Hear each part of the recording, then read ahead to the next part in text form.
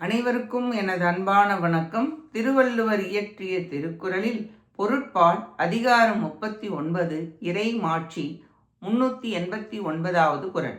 செவி கைப்ப சொல் பொறுக்கும் பண்புடை வேந்தன் கவிகை கீழ் தங்கும் உலகு. அமைச்சர் முதலியோர் கூறும் உறுதி பொருட்கள் வெறுப்பாயிருந்தாலும் அவற்றின் பலன் கருதி அவற்றை பொறுத்து கொள்ளும் நற்பண்புடைய வேந்தனது குடை நிழலில் உலகமே தங்கும். கவிகை என்றால் குடை என்பது பொருள். தக்க சமயத்தில் இடித்து கூறும் பெரியோரின் சொல் கேட்கும் அரசன் ஆட்சியில் மண் முழுவதும் அடங்கி நிற்கும் என்பது பொருள். அறவழியில் நின்றால் வெற்றி கண்டிப்பாக வரும். பண்புடைய அரசன் என்றால் அறநீதி தவறாமல் மண் முழுவதும் தானே ஆளும் தன்மை என்பது பொருள்.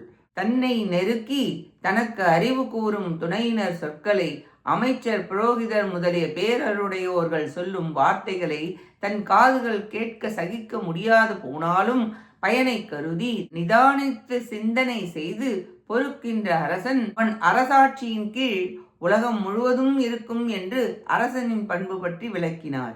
இக்குறளாலும் அரசனின் மாட்சியும் பயனும் உடன் கூறப்பட்டது. நன்றி, வணக்கம்.